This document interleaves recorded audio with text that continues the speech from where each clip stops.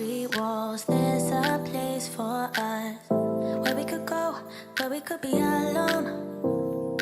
Between city lights, we don't have to hide. I wanna go, do you wanna follow?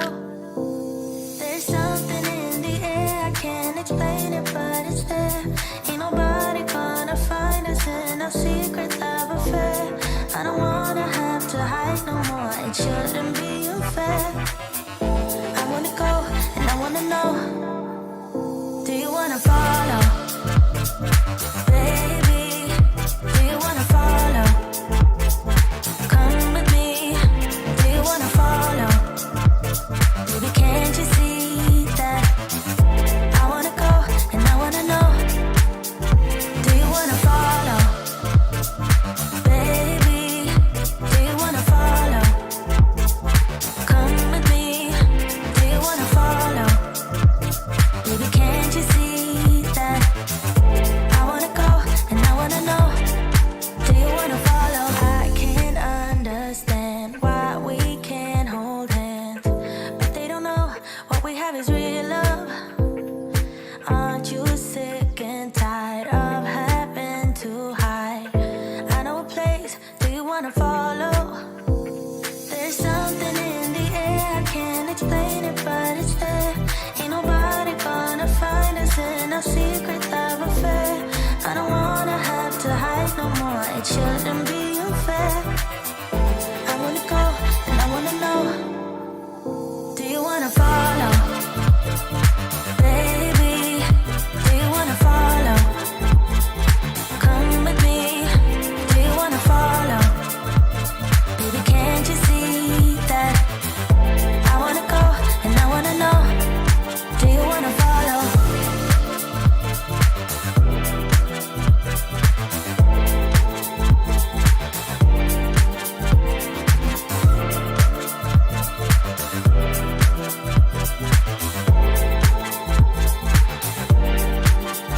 Do you wanna follow? Baby, do you wanna follow? Come with me, do you wanna follow? Baby, can't you see that?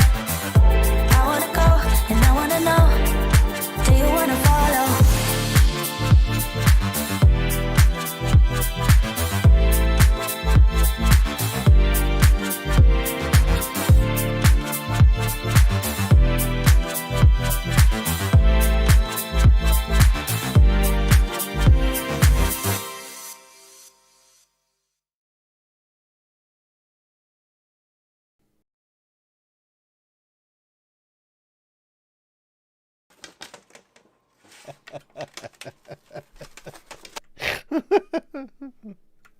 What's up, you guys?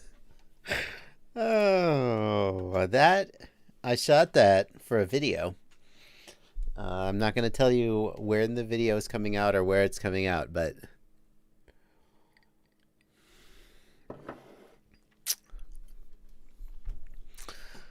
oh, whoa, Dave's Delilo. That is good news, my man. That is good news. I was trying to be all coy and clever with the pizza making. But Dave DeLillo plays right into the news of the day. What's up, you guys? I'm Joshua Bardwell, and like every YouTuber, I'm morally, legally obligated to start the live stream and we'll start the video by saying, "What's up?" Why do we do that? Why do we do that? Why do we say that? What's up? Like you're gonna answer? Hey, well, I had a pretty rough day at work today, Joshua. Oh wait, he's not. He can't hear me.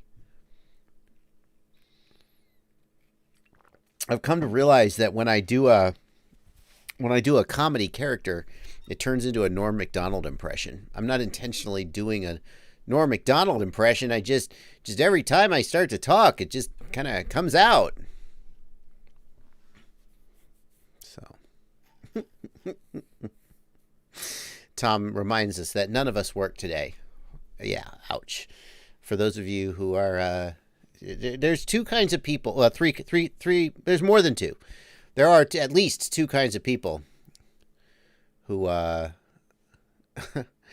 responding to the pandemic right now. There's Some people are like, well, I'm at home. I'm flourishing. I'm getting to know my family, and my company is still paying me. And the other kind of person is out of work and is wondering what they're going to do with themselves. And if you're the latter, I don't know what to tell you, man.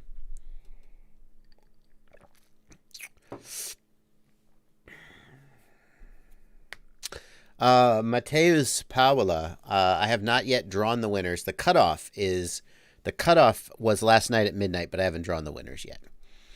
Yeah, for those of us who are working from home, I mean, there's a perspective. Never before have I appreciated my job so much. A lot of people are like, oh, I got to go to work today. It takes something like this to make you go, thank God I have a job. You know. Anyway, that's not what we're here to talk about, though. We're here to do Q&A, questions and answers. But before we get into the Q&A, and let me just, in case you're new here, in case it's your first night,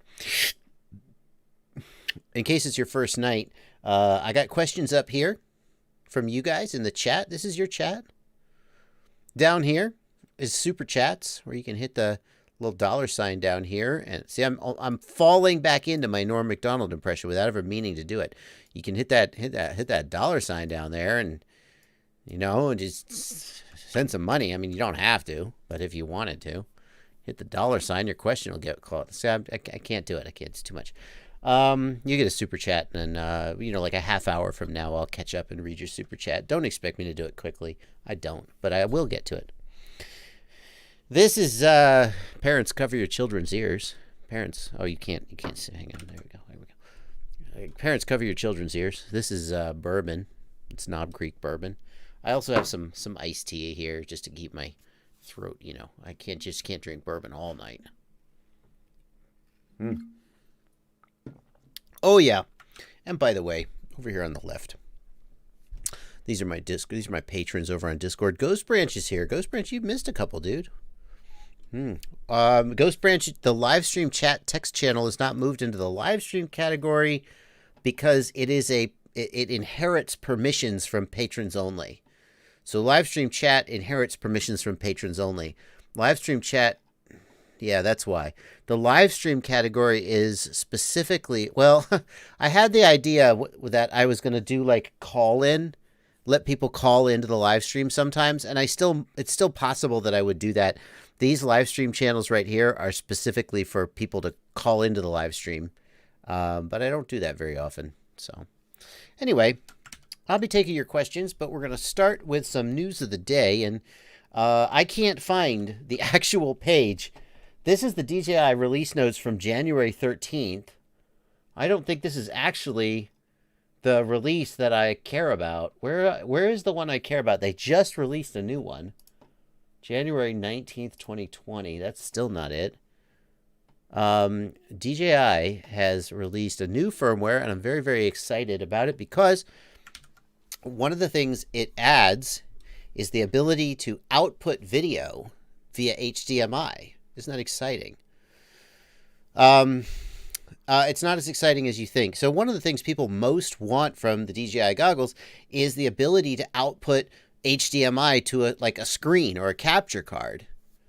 What's the date, man? 507. Oh, thank you, 507RC, on top of it, giving me the link. Thank you, dude. Really appreciate the hookup there. That's why you're a moderator, buddy. So what you really want, well, that's going to take forever to reload, so. What you really want is the ability to just plug in a little USB-C to HDMI dongle and get it out of your goggles. That is not going to happen. But what they did give you is the ability to plug your DJI smart controller into the goggles and view the screen on the DJI smart controller screen. And the DJI smart controller does have HDMI out, and it will output HDMI. So you're basically using the DJI smart controller as a kind of a ground station / dongle. But here's the catch, guys, in the chat. How much is the DJI smart controller, guys? How much is it? Tell me in the chat. I'll let you catch up for 1 second while I try to get these release notes up.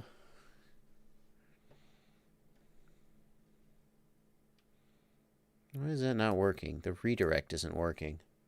Oh, it's download. It's a PDF. That's my problem. It's like $700. So if you want HDMI, yeah, $750. Oh, it's different prices in different countries. I think it's $750.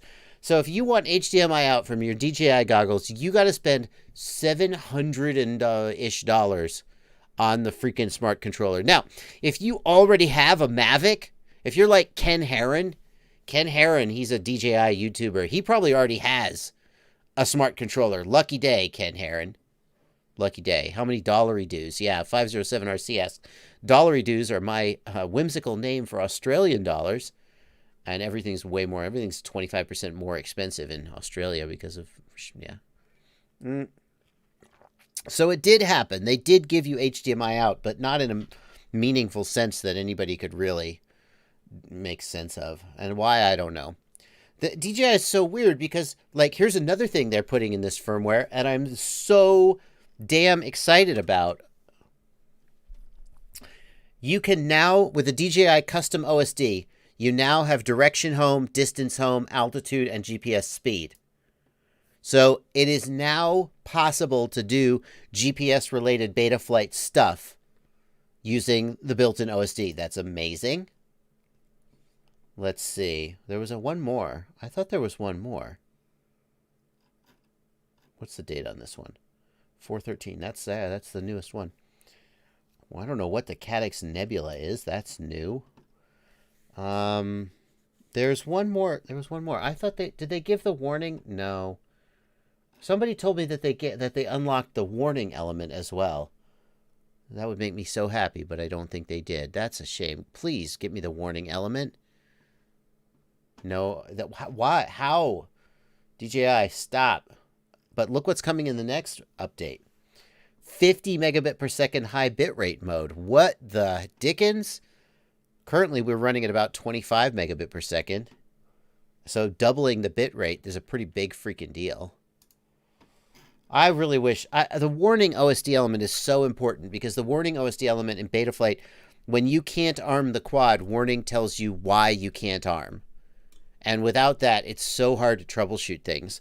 So I guess I need to update the firmware and check and see if the warning element shows up. License to Drive says, so that's $700 on top of the $650 for the DJI goggles. Yeah, that's priced out for most people. I think that they are trying, DJI has internally an HDMI dongle for the goggles that plugs right in. They've used it at some exhibition races. It does exist, but why won't they sell it? I don't know what their master plan is. But I think they're intentionally pricing it out. They're saying, fine, if you want it, here it is. But they're intentionally putting it at a price point that most people can't afford. Why? I don't know. And I think it's weird because, like I said, AV input. Why would they give you DVR on the AV input? Make their goggles more functional as analog goggles. And then they did it. The Betaflight OSD support, they did it. They've done all these things that when you think of DJI as kind of weirdly protectionist and closed off, they've done all these things that, oh, that was really, really cool move. Good guy, DJI. Right? And then this one thing, they've got a real stick up their butt about, and I don't know why. But there you go.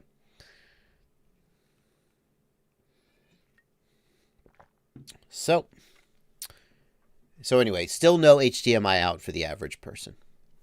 Empty My Maga and you in the Discord asks, will the new GPS data let us set up Betaflight GPS Rescue? Yeah, if you've got, oh, it still doesn't have numsats. You still need numsats, guys. It's like I don't know why they can't just support all of the OSD elements. Is there some limitation to the data rate or something that they can't support all the OSD elements? I don't know why they're being choosy about it.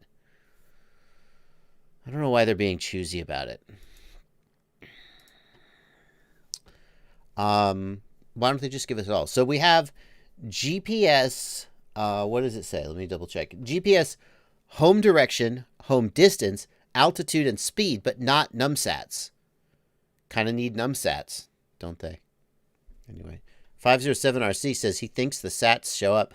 507RC, well, if you want to, right now while we're on live stream, do you have a DJI? Can you like plug it in real quick? Check the firmware. I'm not going to make everybody sit here and watch while I update the firmware on mine.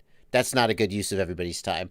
But if 507 or if anybody else out there wants to real quick update this firmware, we want to know if numsats shows up, and we want to know if warning shows up. Multiple people saying numsats does show up. Well, then give me a warning. Ho Operator, thank you for $2 in the super chat. I'm not going to read your message, though, dude. Come on, Dan. I can't read that. That's appreciate your donation, my friend. If you ever meet me, I can't refund the super chat, but if you ever meet me, you ask me for $2. Tell me I owe you $2 for that super chat message I deleted, and then I'll say, "Who are you?" And you'll say, "Ho Operator," and I'll go, "Oh, I remember you from the live stream. What did you? I deleted your message. What did it say?" And you'll tell me what it said, and then I'll be like, "You don't."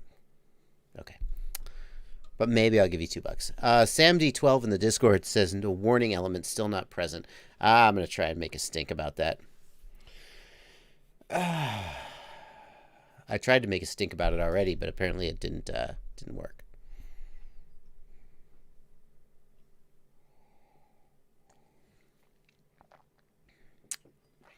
Jimmy Fleming in the super chat wants to know. By the way, 8:13. We're 13 minutes into the live stream, and I'm already reading super chats, which is a record. So, Jimmy Fleming, thanks for $2. Which do you prefer, HD or analog? Here's the thing, Jimmy. HD is nicer to fly, isn't it? There's just no question about that. There's no question about that. There are things about HD that are annoying, like the lack of full support for Betaflight OSD. The price is annoying. There are things about HD that are annoying, but at the end of the day, ask anybody whether they would fly a crappy SD analog signal or a 720p, 120 frame per second, high definition digital signal. Let me ask you this. Do you go back and watch old television from the 90s and go, "Wow, this looks good. I like this"? No. The winners of the quad giveaway haven't been announced yet. The cutoff was midnight last night. I haven't drawn the winners yet. The winners will be notified by email, and I will make a post on my channel when it's been announced. If you haven't gotten an email, then you didn't win yet. But you might still have won because I haven't drawn the winners yet. So, I mean, here's the thing, Jimmy. I still build and fly analog quads. Analog definitely has an appeal. The more I think about analog, the more I think that for people like us, you think about your parents. Your parents like try and make you listen to Led Zeppelin or something? However, I don't know how old your parents are. It depends on, there's a range in there. Frank Sinatra. And they were like, "This is real music, kids." And you were like, "Whatever, Dad." Well, that's kind of what we're like with analog. We go, "Analog, no, analog is good." And your parents were like, "Listen to this. This is real music. Sinatra, Led Zeppelin, whatever." If you don't already have an emotional attachment to analog, your reaction to analog is, "What are you putting in my face? Do you really fly like that? Oh my God." And you probably had that reaction too when you first saw analog FPV, but then you were like, "But I want to fly," and you got over it. Well, for people who haven't gotten over it, HD is like, they're like, "Why would I ever fly analog?"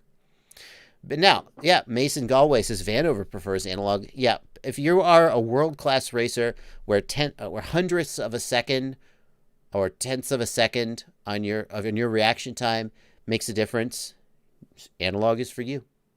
That's for sure.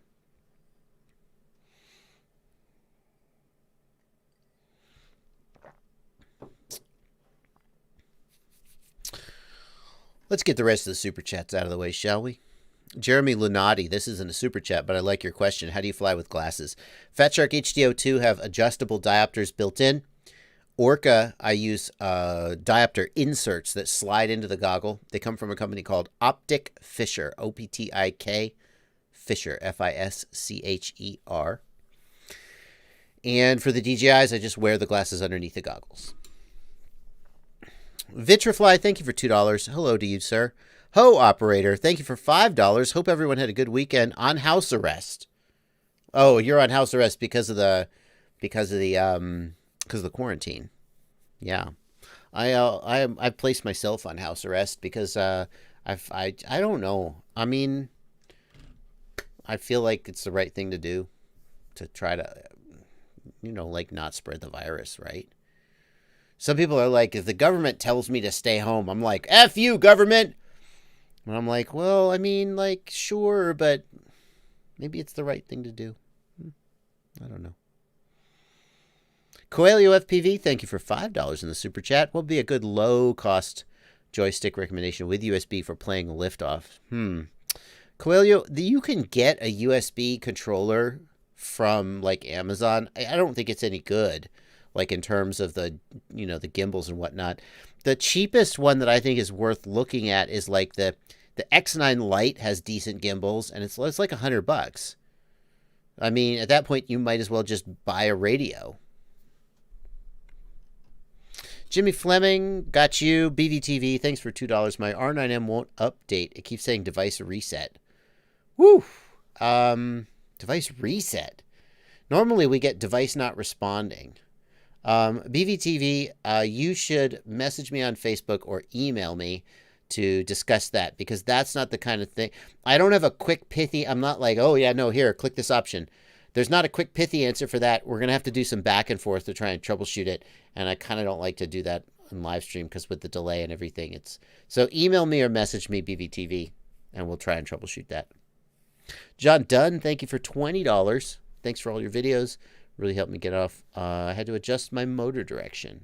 Buttery smooth maiden voyage. Thank you for $20, John Dunn.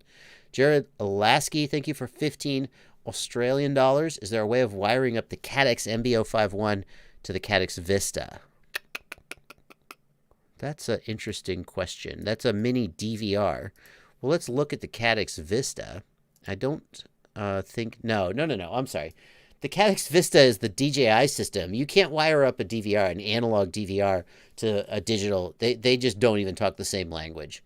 The only DVR that will work with the Caddx Vista is the DJI DVR. So,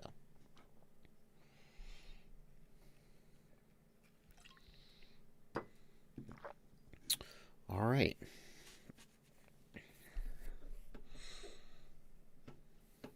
Hero Psycho in the Discord, a big fan of the GemFan Hurricane 51433. Hero Psycho, I also am a fan of the GemFan Hurricane 51433. Let's pull a just for kicks, just so we have something to look at. GemFan 51433. I actually have a review of this prop coming out tomorrow on my channel. Let's get a nice purple one up. Now, when GemFan sent me these props, my first reaction was, yeah, okay, I'll try them. And to tell you the truth, I prefer higher pitch props on larger motors. So when I saw 51433, I was like, no, that's underpropped for my 2208 motors. I would rather have like a 51477 or something like that. But I tried them out, and I got to tell you, I have been so impressed with these props. They're still underpropped on a 2208 motor. You should run them on like a 2207 or a 2306 all day. 2208 is heavier and doesn't have a lot of advantage. But the 51433, I'm so impressed with its smoothness, its balance, and its durability. I've been using these for my 3 packs a day challenge, and I was just shocked at how much I could crash and fly them and keep flying them even after I'd crashed, and my video would not get all, vibration-y. Very, very impressed with the GemFan 51433. Got a review of that coming out tomorrow on my channel. What GPS rescue protocol would I use for the DJI? Empty my mag. I mean, you need to have a GPS on your quad, and then you would just, see if it was picking up sats, I guess. Yeah, Hero Psycho. I agree completely, Hero Psycho. Hero Psycho on the Discord says the GemFan 51433 flies really well, and so far they're astoundingly durable. I completely agree. What put me over the edge on the 51433 was the durability. Just so durable. I just kept crashing, and they kept, like, sometimes they would bend, and I'd bend them back. My philosophy about props is, as long as my video looks good and I don't have a bunch of vibrations and jello, I'll keep flying them. And they just stay good. I was really impressed. So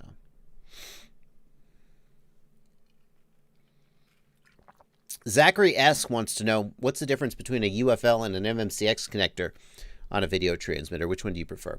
So first of all, let's just pull up a picture. I try not to make too many assumptions about what you do and don't know. Let's see if I can find a picture of... Okay. So here is an MMCX connector.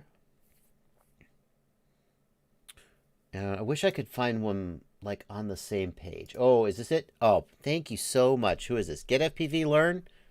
Fine. You got me. Okay, great. Let me pull this image up. Open image in new... Oh, flippin'. Okay. So here you can see the relative size of the MMCX and the UFL connector. The advantage of the MMCX connector to me is that it is easier and more robust if you are disconnecting and reconnecting the connector. You can unplug and replug it easily multiple times, and most of the time it doesn't break. The UFL has a very limited number of mating cycles before it starts to degrade in performance. And the UFL is much, much more fragile. Whenever I work with a UFL antenna, I try to, like, fold the cable back over the VTX and then, like, zip tie it or tape it down so that the UFL connector itself doesn't take any stress. It's so easy to either come unplugged or get ripped off. And that's why we see, maybe I can find a picture of it. That's why we see, yeah. So TBS did something real clever here. They put just a piece of, I guess it's probably brass or something, metal, to hold the UFL connector down so it doesn't pop off and get damaged. And that's a really good thought. But if you needed to change your antenna or change your somehow, you would have to take the screws off. Whereas an MMCX, you just pop it out.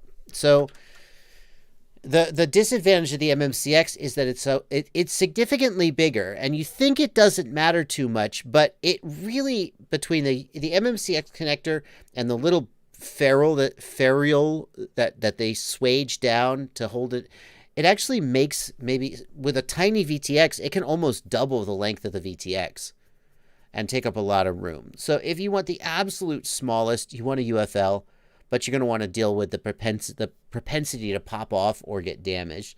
I think if I had to pick between them, it would be the MMCX. It's just much easier to live with on a day-to-day basis. But I have had builds where a VTX with an MMCX connector didn't fit, and I've been super annoyed and wanted a UFL. Mr. Shady points out that sometimes the press fit ring on the MMCX breaks off inside the connector, and when you unplug the antenna, a piece of the connector stays inside, and that's bad, and then it's really difficult to get it out. You're not wrong about that. Jack Hagerman wants me to review the Transtech Beetle. Guys, Joshua Bardwell Transtech Beetle. Boom. Jack, I did it just for you, my friend. Full review, 15 minutes. There you go, buddy. You got it. TBS is out of stock everywhere. Is it normal with TBS? Asks Rockford 007. No, it's not normal for them to be out of stock for long periods of time. It's because of Chinese New Year followed by coronavirus. Manufacturing is just messed up and screwed up, and that's not normal for them.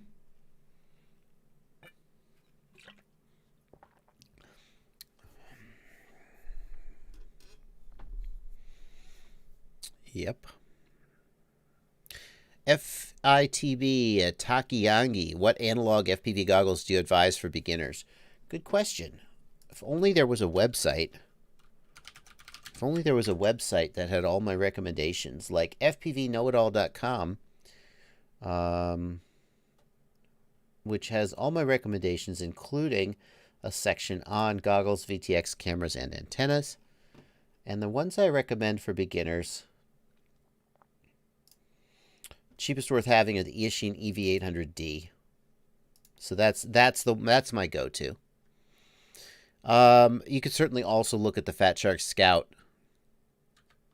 Mason Galway wants to know, during coronavirus, is Race Day Quads shipping slower? Nope. Race Day Quads is shipping as fast as ever, I believe, but USPS may be running slower. As far as I know, Race Day Quads hasn't slowed their shipping at all.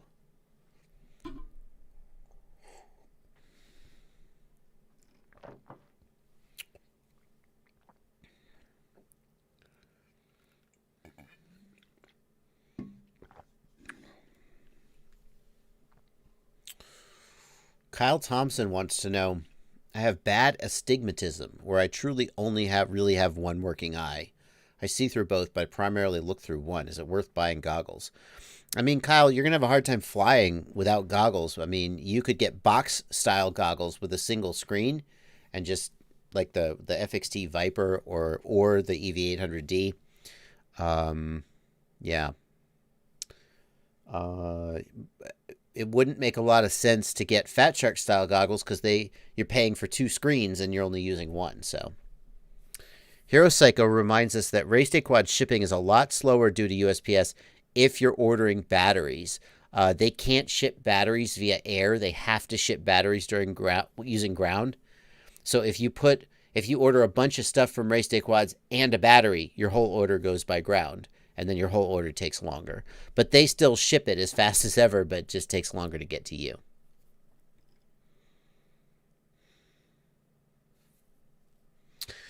Eric wants to know if the Yashin 119 is worth buying as a beginner. Here's the deal, man.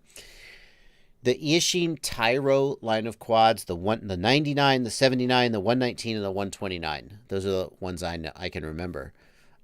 They are, considering how inexpensive they are, they're not as bad as you would expect them to be.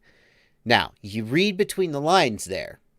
When I first heard about the Tyro 99, which was their 5-inch, it was like $100, $110, and I was like, this thing's going to be a piece of garbage. I didn't review it. I ignored it. I pretended it didn't exist.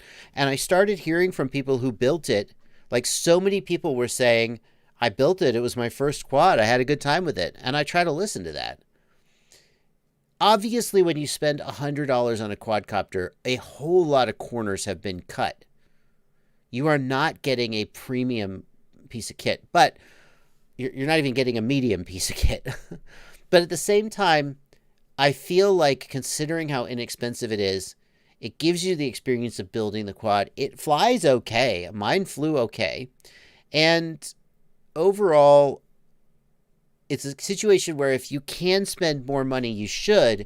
But if you do buy the, like the Wizard X220, nobody should really buy that. Everyone, like, if you have to buy something and that's the only thing you can afford, I guess hold your nose and go for it. The Tyro quads, I don't feel like that about. I feel like they are inexpensive and provide decent value for what you paid. They will break. Sometimes they're like, some of the nuts are left out of the package and you have to go source them yourself. Like, you're definitely cutting a lot of corners to get down to that price point, but it's not the worst in the world.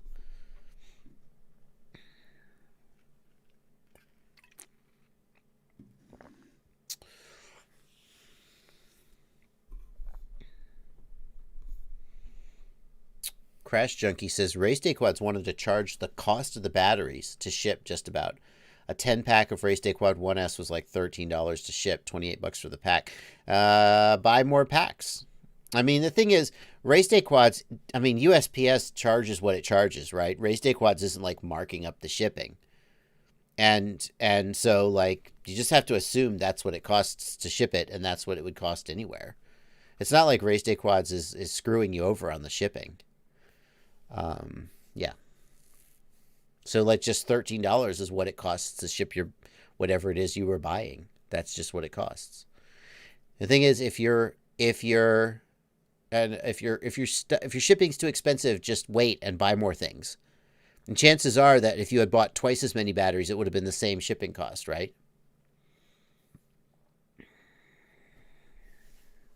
Adam Mielko wants to know the best camera on GoPro level on a budget. Adam, what's a budget, my friend? If your budget is $100, get a refurbished Hero 5 Session. There's nothing that competes with a GoPro. That's not entirely true. Where is it? Oh, it's over on the table. I've been looking at the Insta360 I'm actually really impressed with it. I have a review coming out, but Paul Nurkala just released a killer video. Screw you, Paul Nurkala. Because I was working on a video about I still am working on a video about the Insta360 and 1R. That's the 1X. Hang on. Where's his YouTube? He released a freaking unbelievable video today about the Insta360 1R. And he just completely just sucked all the wind out of my sails. I'm still going to make my video, but he released a 42-minute masterpiece where he did so much work with this camera. And it's a pretty good freaking camera. I'm really impressed with it. It comes in, it competes with GoPro. It's like $500. $500 to get a 360 camera and a wide angle. So it's basically like buying a GoPro and a GoPro Max, and the image quality is really surprisingly good. But it's not budget. There's nobody would call $500 a budget. A budget high def camera, just stick with GoPro if you can. There's cameras out there, like this is the Caddx Orca, the Runcam 5 Orange. They're okay, but they just aren't as good as a GoPro. I'd rather have a refurbished GoPro than spend $100 on like a Runcam. Does Race Day Quads ship to Canada? I believe so, Adrian. There are a couple countries that Race Day Quads doesn't ship to for various reasons. I don't think Canada is one of them.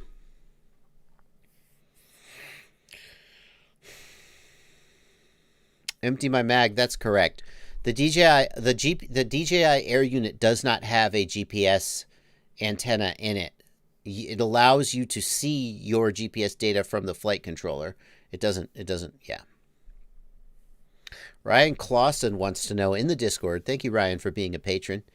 Is it true that 6S batteries won't degrade as fast as 4S because you're not drawing as many amps? That's not entirely true, Ryan, because let's say that your quad is going to draw 1,000 watts. On 6S, the voltage is higher, so the amps are proportionally lower. But if you assume that you are using a battery of the same watt hours, the amps being pulled are the same proportional to the size of the cells.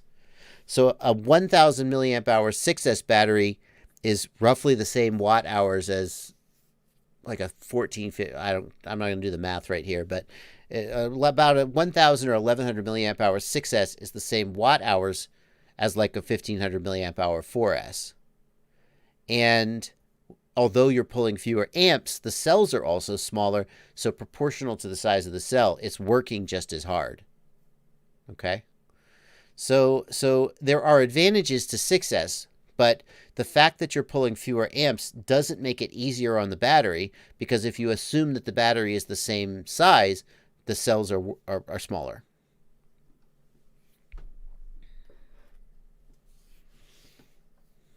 Michael Ryman should be... Oh, got a lot of questions about DJI. FPV Takayagi wants to know if beginners should get the DJI system or start with analog. Michael Ryman wants to know, would you recommend the DJI system over the Orca goggles for beginners? Here's the thing. Let's start by assuming that you have the budget to buy DJI, okay? Because if you didn't have the budget, then you wouldn't be asking the question. If you don't have the budget, DJI is more expensive. There's just no two ways about it. I can spend $100 on a pair of Eachine goggles. I can spend $20 on a Panda RC video transmitter, $20 on a Foxier camera or a Caddx camera, and for like $150, I'm good. I'm ready to go. That's the price of an Air unit, okay? So let's assume that you can afford DJI. Now the question is, should you? And the answer for many people is going to be yes. And here's what it boils down to, guys. All of the things that you're talking about, what about the OSD? What about the latency? When a person puts on a set of analog goggles, how many times have you seen this happen with spectators? You show them the goggles and they go, oh, is that really what it looks like?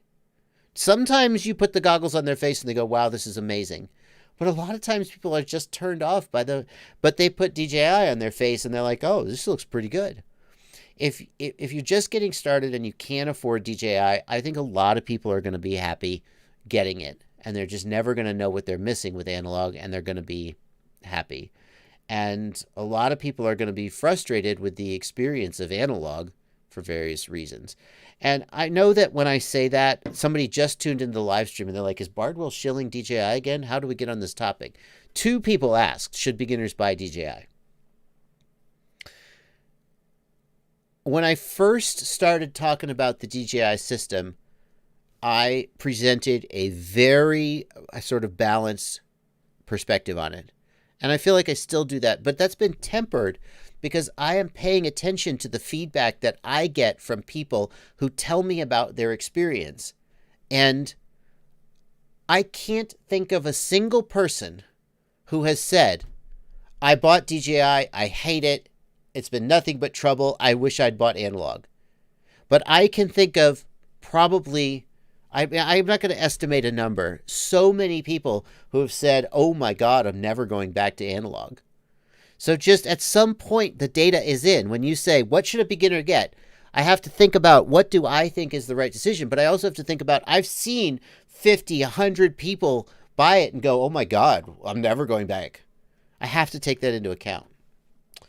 But if you can't afford it, obviously the big difference is that you can't afford it. If you can't afford it, analog is fine. There's nothing bad. I mean, analog has advantages, and people can fly analog, and flying analog is better than flying nothing. But if you're just getting started, especially if you're just getting started, then you don't already have sort of an emotional attachment to analog. And you say, should you get DJI? Probably you should. Anyway. All right. Aza Aceman has been using analog more than DJI lately. I wonder why, Aza. What's turned you around, Aza Aceman? I've been flying analog. The forged carbon fiber Stingy that I built it months ago. That has been one of the most bomb-proof quadcopters I've ever built. I only finally just cracked the bottom plate. And I've been flying it on my 3 packs a day challenge. So I've been flying like almost nothing but analog.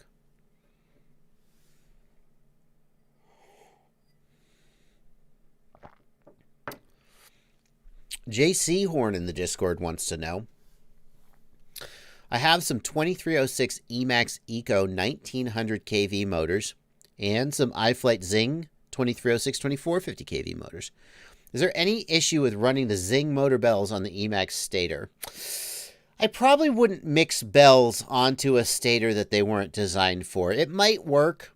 The tolerances between the bell and the Stator can be kind of precise, especially if it's like an ultra low air gap motor.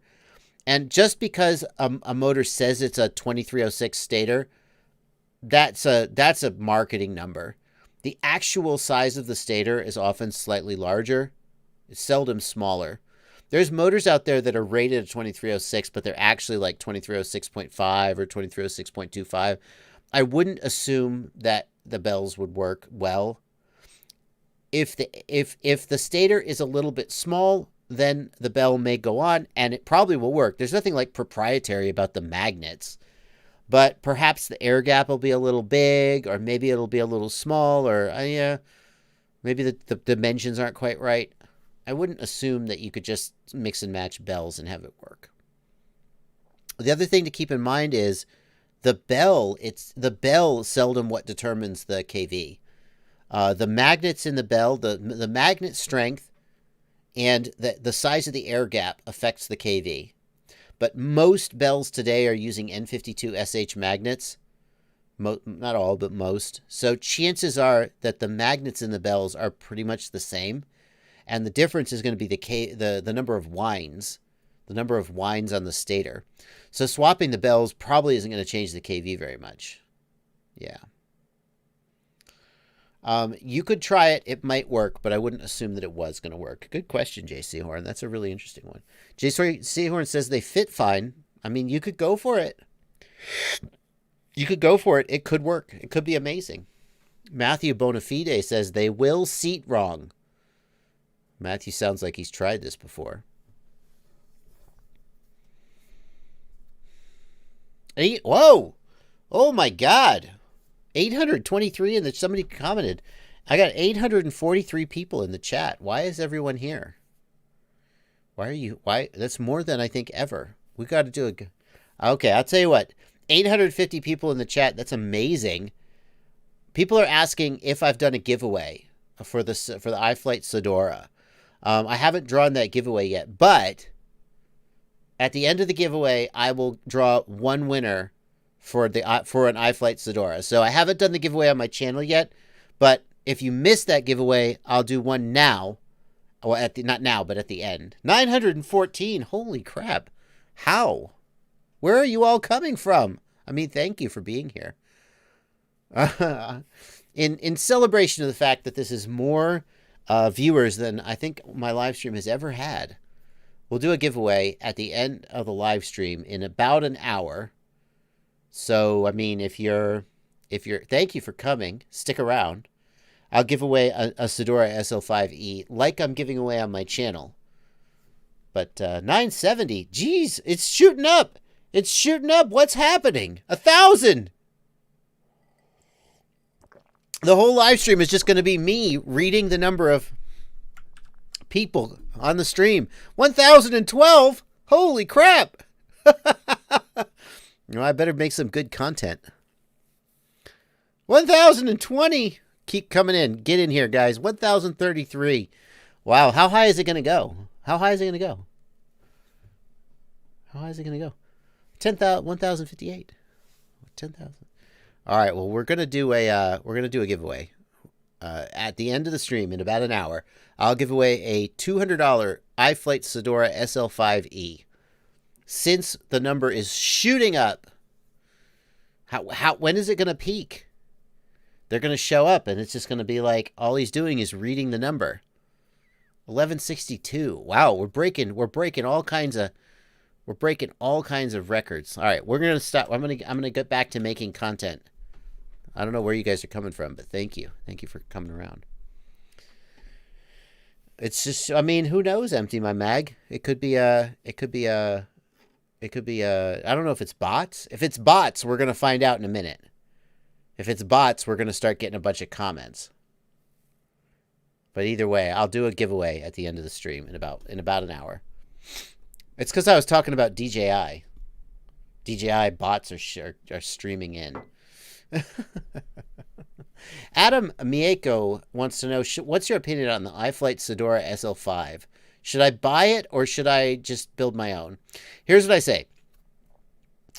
If you buy a ready-to-fly quad, you're going to have to repair it soon, at which point you're going to wish you had built it. Because building the quad teaches you how to repair it. Zachary S., I will give you instructions for how to enter the giveaway at the time. So, in about 45 minutes, I'll start talking about how to enter the giveaway. But let's let everybody get on in here, and we'll do the drawing at the end of the stream. Because I want you to stick around. Like, I'm going to give you a $200 quadcopter, but you got to kind of stick around, right? That's how it works. If it goes back down below 700, I'm not doing the... No, that's not fair.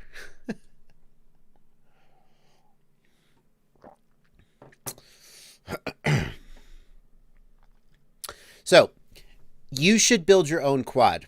If you don't, but here's the thing. Some people get so frustrated trying to build their own quad that they just quit or they never get in the air. So,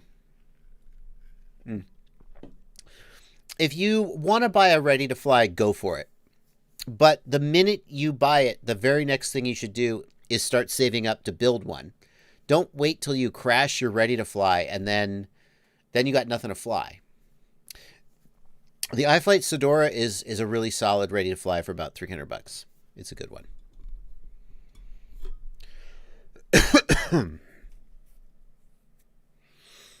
Why did DJI choose left-hand polarized antennas for the air unit and the goggles? My theory, Joshua Owen, so first of all, let's get this out of the way. There is no functional difference between left hand and right hand. It's not like left-hand polarization is better in the northern hemisphere and right hand on the southern or any BS like that. There is no advantage, technically, left or right hand. As long as your antennas match, that's what matters. So why did DJI choose left hand when we all have right hand antennas? DJI is kind of weird like that. Sometimes they intentionally make their stuff incompatible just to lock you in. But let's give them a charitable, let's give them the benefit of the doubt and say that the reason they did it is because they wanted to minimize interference between the DJI goggles and analog systems. Since DJI knows that most analog pilots have right-hand antennas, by making the DJI left-hand, they interfere less. It's plausible. It's plausible. Michael Ryman, can we get your phone number for one-on-one help?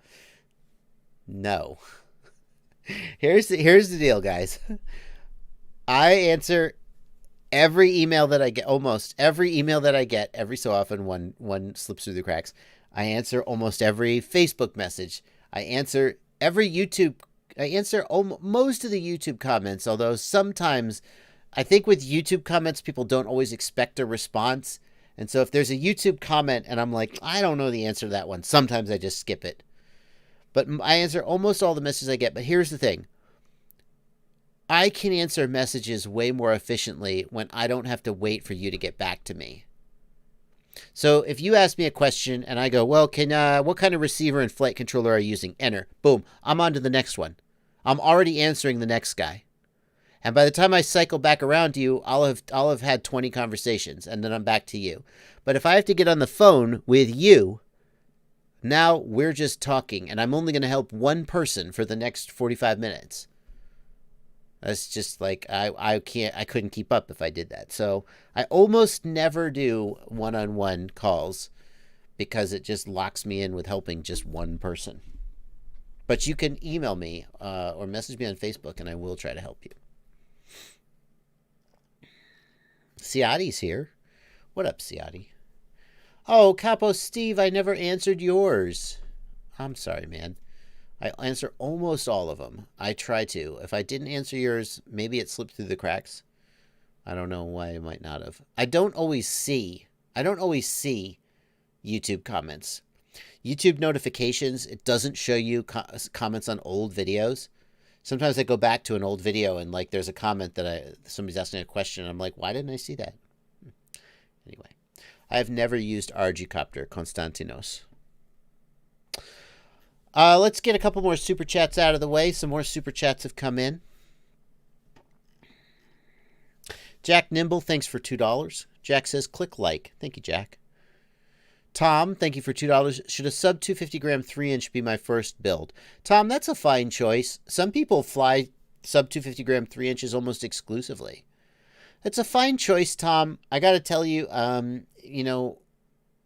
if that's where you want to be, that's fine. Building a 3-inch is a pain in the ass because the parts are so small. I hate building micros. I would much rather build a 5-inch than a 3-inch. Everything's bigger on a 5-inch, so it's easier to work with. I think your first build should be a 5-inch. That's my opinion. Maybe the first quad that you fly is a tiny whoop, but you don't build it. There's nothing really, you just plug in the motors on a tiny whoop. But your first build should be a 5-inch, but only after you are confident enough at flying that you know you're not going to take somebody's head off. So practice with a tiny whoop, practice in the simulator, practice with a 3-inch. When you feel confident, then you could go to a 5-inch. Kyle Daniels, thank you for $5. Do you think Bitefrost will fizzle out? I'm considering switching to DJI.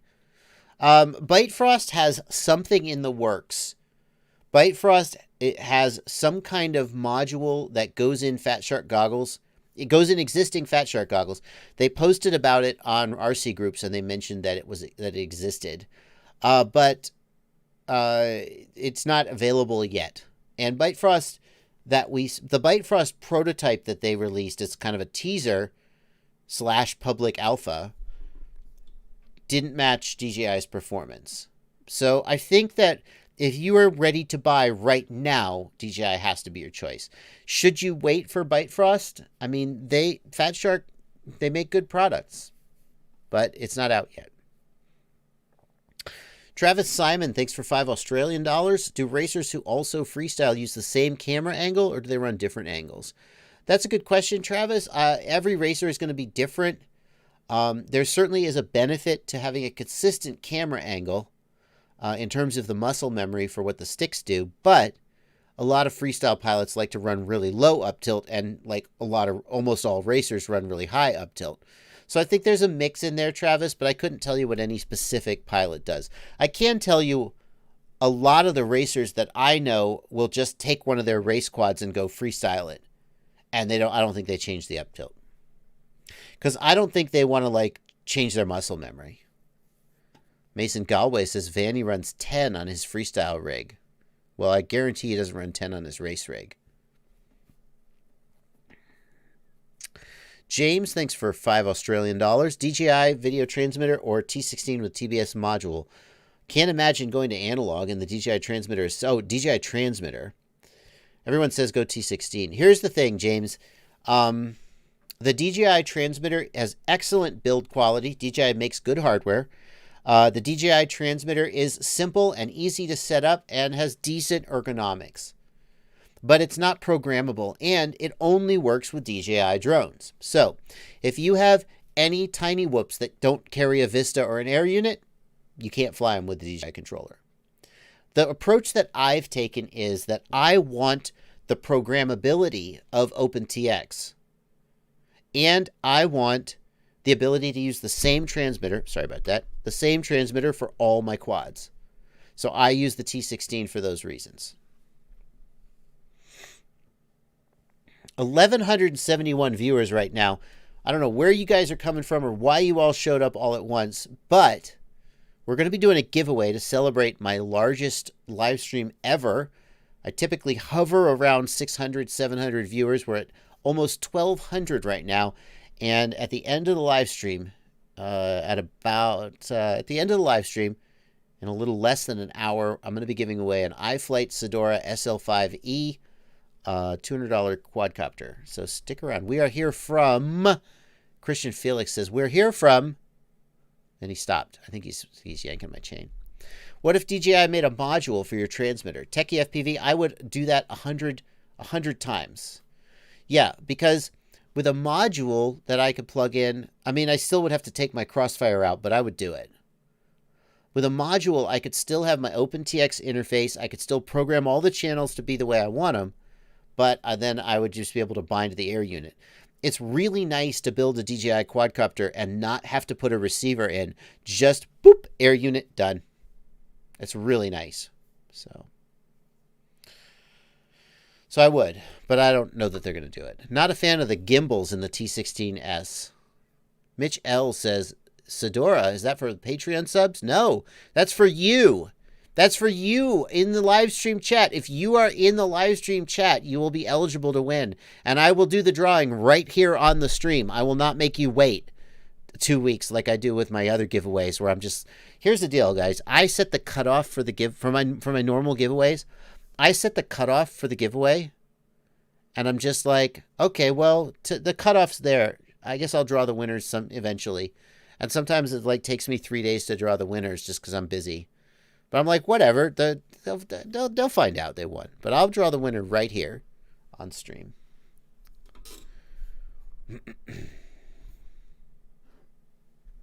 Is it going to count as one of the 3 giveaways? No, Ryan Lewis. No. This will be a separate giveaway just to celebrate this live stream having 1,245 people watching. Yikes. Now, you guys who are going on Facebook and saying, hey, Bardwell's doing a giveaway, you realize you're diluting your own odds of winning. Your call. How will the winner be determined? I have ways. Don't you worry. I will tell you how to enter when the time is right.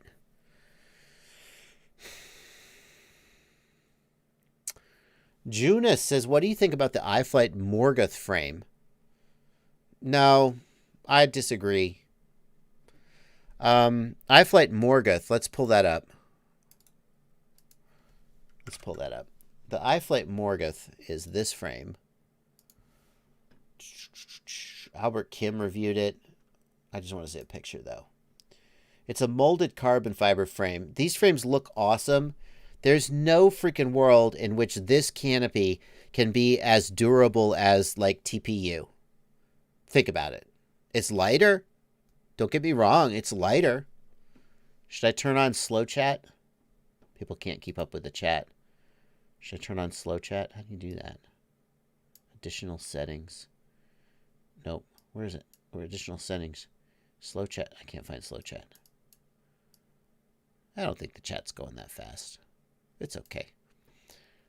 Albert Kim does review everything. That's true. So there's no way this is as strong. It's going to crack. It's no way it's as strong as, like, 3mm flat carbon fiber plate. These frames are good looking. They work, but there's just no way they hold up to durability. UAV Futures did a video and said they're really tough and would make for a great beater. Sorry, I just don't believe that. I don't believe that at all. You want a beater, you get a two plate 3mm frame with 5mm arms, and you'll beat the hell out of it all day. And when it breaks, you'll just replace the arm and you'll be good to go. There is no way that a molded carbon fiber frame is going to take the same. Think about it. Which is stronger? A straight piece of whatever, or like a bent curved piece? Which is going to be stronger?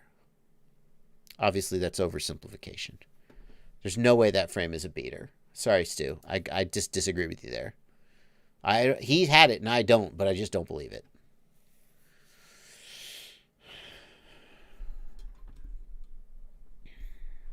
Curved is stronger, says Jeremy Sarge. Jeremy, you're right. There are times when an arc will be stronger than a straight line, like like a bridge, right? There are times when an arc will be stronger, but there's just I don't believe it. Not for this one. Domes are starting. No, you're right. The problem is that with a circle, that's not what's going on here, though. Come on, guys. This first of all, how thin is this carbon compared to the plates that make up your? There's no way, guys. Come on. Don't tell me this is as strong as 3mm top and bottom plate with 5mm arms. There's no way. There's no way. It's not as durable. It's not going to be. There's no way. Moving on. Jason says, isn't DJI more expensive in the long run due to the extra parts required in addition to the goggles? Yeah, DJI is more expensive. I don't think anybody's debating that. It's way more expensive. Were there bots? The bots are leaving. Oh, no, we're down to 821. Ghost Branch says the bots are leaving. We were at 1,200 viewers. Now we're at 800. I'm still going to do the giveaway, but I'm sad. Yeah, look at the look at the graph. Hang on. There we go. Look at the graph. Yeah, bots arrive, bots leave. Aww. I'm still gonna do the giveaway, but I'm sad that you weren't actual viewers. They'll come back in an hour. Yeah. Oh, well. What are you going to do? Where am I going? There I am. There I am. John Solo in the Discord asks, what hardware do you use to build your stacks? M3 screws, basically. Do you use the threaded standoffs in between boards or spacers? Yes. I use threaded standoffs. And do you use a nylon or a steel nut on top? John, I usually use a nylon nut because the steel nuts, I feel like they can sometimes hit components. So I usually use a nylon nut. 652 viewers. Yeah. Swoop FPV, thank you for $5. Stop saying curved is weaker. You're losing viewers. Ouch. Derek Eicher, thank you for... By the way, I know there are a couple of super chats that I need to go back and get. I'll get them right now. Derek Eicher, thank you for $5. I recently got a Cineking with a Runcam hybrid. Is there a way to start and stop recording with my transmitter? The Runcam hybrid, does that have... There's two ways that that's done. With a Runcam, I'm pretty sure it has the Runcam interface. Let's look at the pinout on the Runcam hybrid. I think there's a TX and an RX pad. Yeah. Yep. So you can connect the TX and RX of the Runcam hybrid to your flight controller and stop recording by gently toggling the switch. Don't toggle the switch roughly. You gently toggle the switch to easily start and stop recording. This switch right here. Ooh. Gently toggle it. Yeah, you can. You can. The Runcam hybrid has a TX RX pad. And where are they? Where's the wiring diagram? It's probably in the manual. You connect that to your flight controller, and you can do that. Infamous Potato FPV, thank you for £2. What's your thoughts on the Halo RC Archon V2 frame? I don't know. I don't think I've ever heard of that. Let's look at it.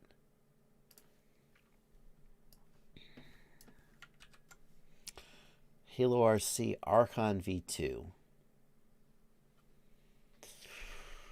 Oh, yeah, okay.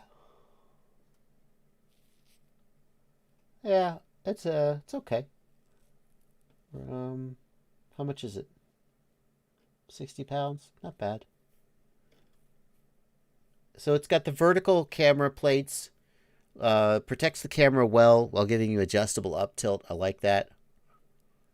Looks pretty durable. The big weakness of these frames is how the front end locks in. I'm having a little trouble seeing how it locks in. It looks okay.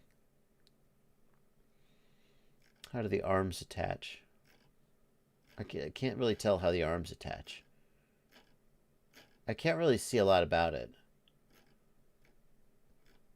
NJ Tech reviewed it. Yeah, it looks okay. 60 pounds, not bad. Vertical plates. Reminds me of the Skyliner a little bit. I don't like that the Skyliner comes down to a single point in the rear. I like that. This one doesn't do that. I feel like... How does the front end attach? I really want to see. Yeah, the front end... Can I have the picture? Can you see the picture? Yeah, what's going on here? Like, it also locks into the bottom plate, which is kind of weird to me. But, that to me is the part I'm most curious about. Iax, thank you for €2. Will you review the Radiomaster TX16S? Absolutely. They are going to send it to me. Oh, now I'm down to 597 viewers. I was so excited. It was all bots. I'm still going to do the giveaway because I said I would. But I'm sad. I will review the Radiomaster TX16S when they send me one. They haven't sent... They don't have them yet. So. I hope that it was some big streamer who was rating me. That's what I thought it might be. Jack Nimble, thanks for $2. Click like, you guys. Hey, click like. All right, now there were... I missed a couple. Let me go back and get them. Yeah, James with your $5 Australian dues about the DJI transmitter. Got that. Gabriel Carpenter, thanks for $5 in the super chat. Your videos helped out a lot this week doing a setup overhaul. Got Crossfire 7-inch quad, a Unify Pro 32 rapid fire, and an X2 Air for long range. iNav for your build guide soon.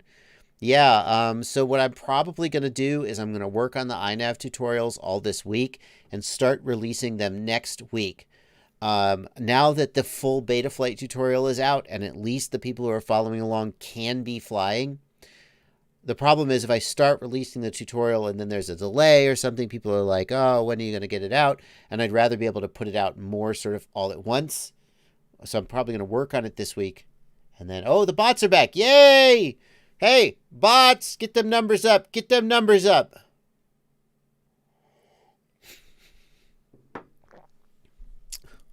I don't care. All right, and now we are caught up. Oh, no, we're not. Jack Nimble asking about Bitefrost as a viable option for racers on 5-inch. I mean, debatable, Jack. It's debatable. The latency is good. The size is small, and it uses compatible frequencies. It's possible. The problem is the DVR. So, Jack, here's the reason that digital systems are currently not being largely embraced by racers. Higher-end racing, they have all of the racers' feeds being DVR'd all at once. So, and we're talking about like International Open, MultiGP Nationals, big races. So that if ever there's a question, did you pass, did you miss that gate, who won, etc., they can always go back and review the DVR. Bitefrost and DJI, you can't incorporate that. It's all depends on an analog system. So I don't think digital and racing are going to be intermingling with analog anytime soon. I think it's all analog. Nooks, thank you for $10 for my Fresca fund. Vitrifly, thank you for $2 in the super chat. How do you feel about the 4-play props? What are those? It's from Oh My God. Well, if Tommy made it, it's probably good. So they're just 4-blade props. I mean, okay. I don't have a lot to say about that. 3.6 pitch, 4.8 inch. This reminds me of a prop. HQ made a 4.8 prop, 4-blade. I liked it.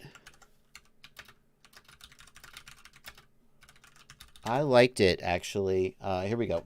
4.8 by 3.4 by 4. Is that the same as this one? This one's 3.6. I bet it's pretty similar.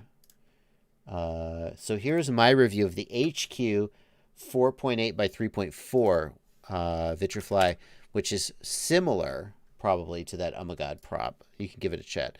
The short version is that it is not a huge amount of top end, but really nice and controllable and linear.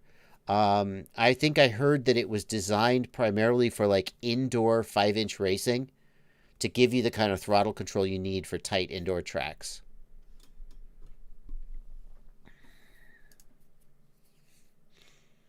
Nicholas Brock, thanks for €2. Jimmy Fleming, thanks for $5. Thanks for your RPM filtering videos. Help me out a lot. Awesome, dude. Nate Goodwin, thanks for $5. My HDO2 onboard recorded footage that started as black and white but transitioned into color. Could it be repeated? Nate, what's happening is that the DVR has to lock on. There's two parts of a video signal. One is the luminance data, and then the other is the color data. And a DVR or a screen can lock on to the black and white and miss the color. It shouldn't happen, but it could happen again. So,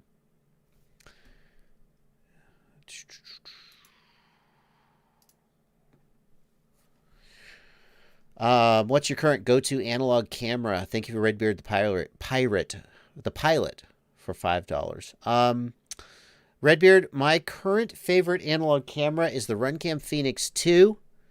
I have been flying it for a while. My current, why didn't I say the Runcam Eagle? Isn't the Eagle my signature camera? That's true. But the Eagle is discontinued. It's going out of business. I mean, Runcam's not going out of business. They just are stopping making the Eagle.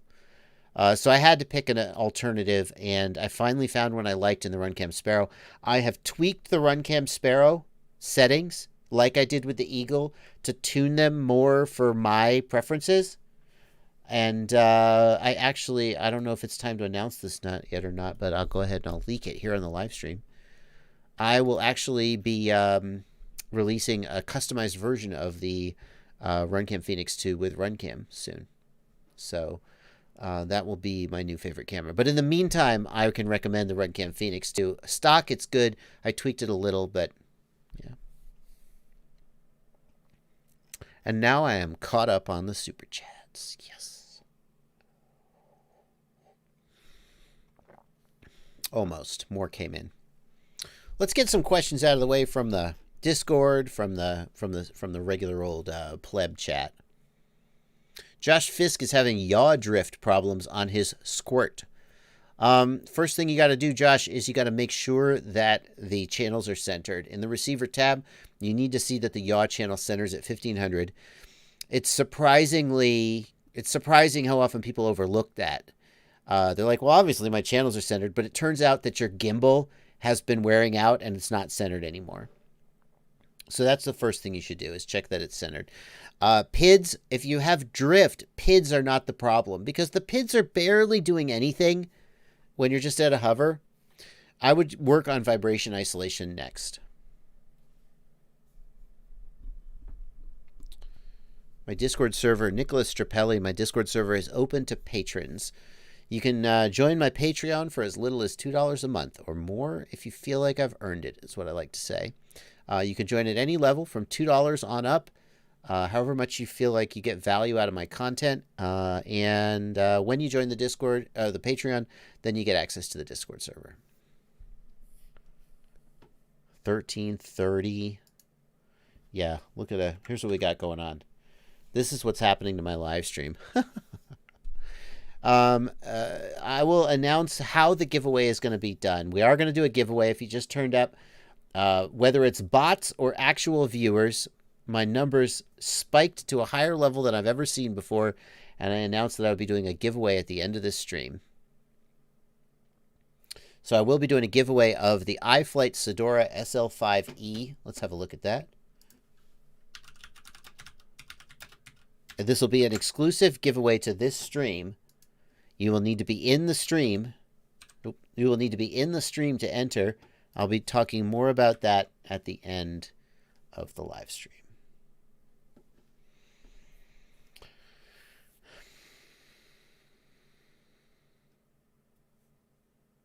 What is this, DJ Pop in the Discord? What is this? Orca FPV shared this. What is it? Is it like, is this supposed to be the Orca digital module? Is this supposed to be, is that what this is supposed to be? I don't know.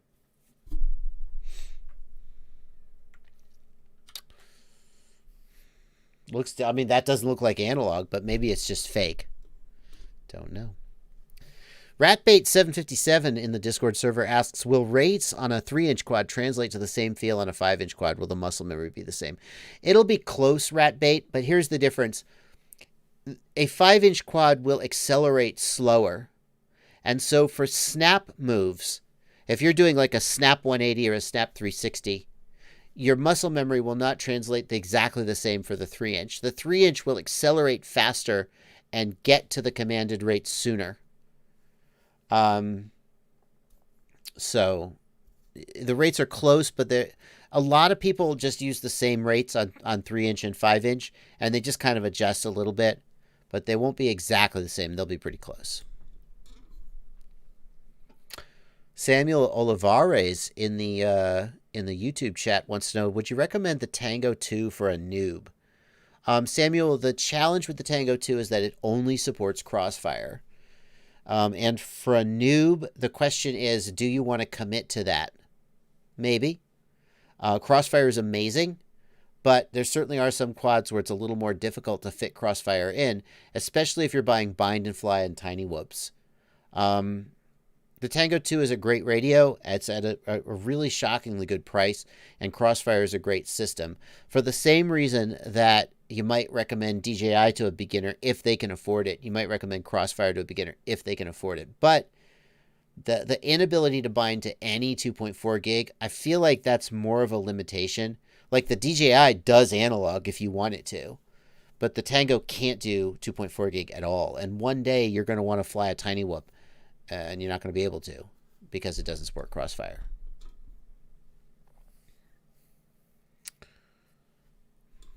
Can I hook VCC from my GPS to plus V on the flight controller? No, yaw man, you can't do that. Most GPS, if not all, take 5-volt input. The BN220 takes 3.3 volt, I think. None of them take VBAT directly. 5 volts or less. Cement Kid says, yeah, Bot Grinder said he put Crossfire in his Tiny Whoop. You can do it. Yeah, you can do it. It adds weight.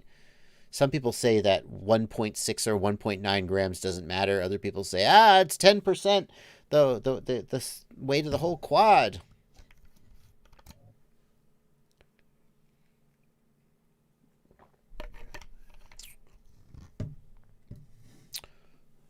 Let's see here. John Myers says, my QX7 has only D8 and D16. It will not connect to my Tiny Hawk S or other whoops. What do you mean? QX7 has D8. D8 will bind to a Tiny Hawk S and other whoops. I don't know why it won't bind. D8 should definitely bind.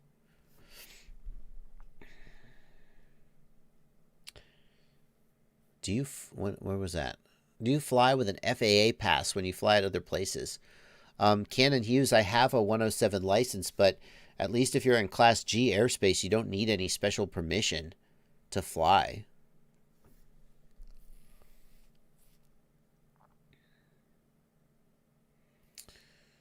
Adam Mielko says, back to the camera. On a $100 budget, I can't get the GoPro 5 Session. What should I get in that case? The Runcam 5 isn't bad. Runcam 5 Orange isn't bad. I haven't tested the Caddx Orca yet because the Caddx Orca that I got had a problem and it didn't work. They sent me another one, but I haven't got back around to testing it yet. I mean, the Runcam 5 isn't bad. It gets the job done. Can you bind, Raul wants to know, can you bind the Jumper R1 receiver to the FreeSky X9D? As long as the FreeSky is not on firmware 2.0 or newer, the FreeSky module is not on ACCST firmware 2.0 or newer. FreeSky broke compatibility with third-party receivers in their firmware 2.0. That's the firmware for the module, not the OpenTX firmware.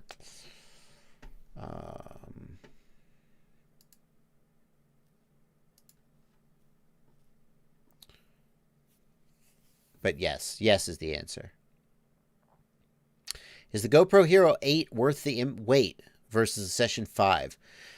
Nicholas Trapelli, there's no question that the Hero 8 gives better image quality. Whether it's worth it, only you can decide. The Session 5 I run at 1080p 60 Super View or 2.7K 30 Super View. But the Hero 8 can do 4K. I think it could do 4K 60. I know it can do 4K 30 Super View. That's not the 8. So if you're the kind of guy who wants to shoot in 4K Super View, then you need the 8. The Session 5 is more than adequate for your typical kind of YouTube freestyle rip.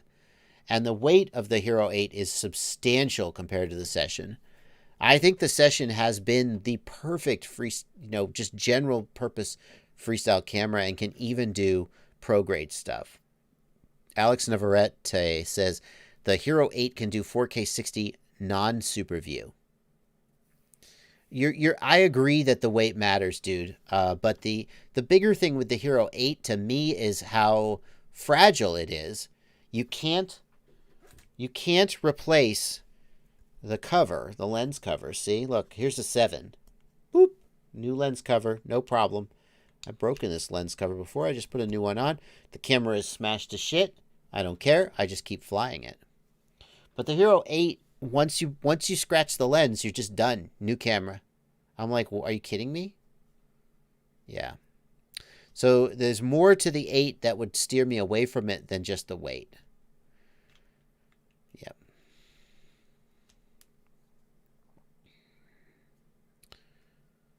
Davies Biker says, how do I fix gyro drift? On first arm, it's fine, but then sometimes after a few seconds, it starts pitching forward or back. Black box shows no RC input and no change in set point, but the gyro is drifting. Davies Biker, you could try to mess with your filters. You could have a vibration problem. Definitely soft mount the flight controller if you haven't, but you probably have. It may be that it's time for a new gyro. Another problem that can come is if you have a dual gyro board, like the iFlight Success dual gyro boards, in the configuration tab, change it from both gyros to first gyro or second gyro. If you have a bad gyro and you have a dual gyro board, you can switch from using both of them to using one of them, and you may find that one of them works better than the other.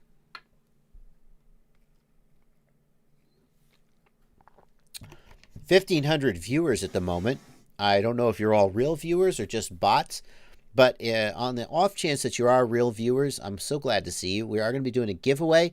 As we get closer to the end of the stream, I'll announce how to open the giveaway, how to enter the giveaway.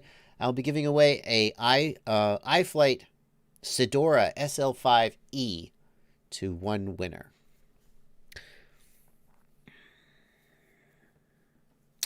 The winning, you will not be able to enter if you're a bot. I'll tell you more about how to enter. I don't think a bot will be able to do the enter. Any updates on remote ID? Asks Andrew Heitman. The FAA continues to move forward with their plans. The fight against remote ID has largely stalled out. It's just my perception. I know there are people out there still working. I don't mean to discredit them, but the big public push to fight remote ID, the whole coronavirus thing happened, and everybody had bigger things on their mind, including the Congress people who were going to be the target of the next, I should finish this sentence carefully, if I'm targeting Congress people, of a letter writing campaign. What was going to happen is that after the comment period closed, the next step is to try to get as many Congress people on board with, hey, there's something wrong here, and to really focus on them. But they have bigger things on their mind. So as far as I know, that has stalled. But I assume the FAA is still proceeding in their plans to do whatever they're going to do. So.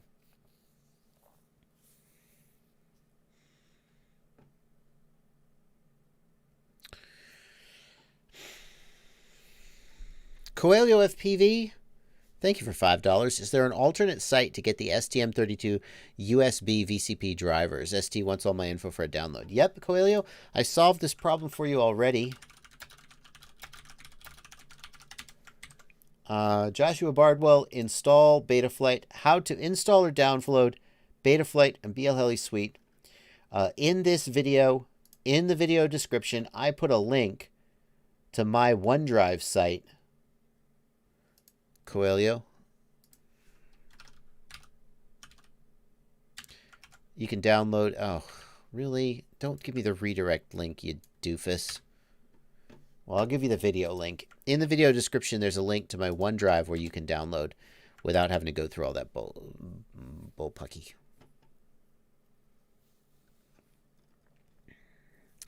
OCD FPV in the Discord asks, I just completed a Squirt V21 build, Maytech F722 SE, 4-in-1 ESC, BLHeli 32. When I arm and move the throttle up, it starts to wobble on what seems like the yaw axis. When I get it up in the air, it seems to fly okay. OCD FPV, I don't know, but the fact that you say it flies okay in the air makes me think that just in that moment when it's starting to take off, it just is bouncing off the ground and wobbling. But then the thing is, when you take off with authority. Take off with decisiveness. Don't raise the throttle and kind of bobble around in ground effect. Get off the ground.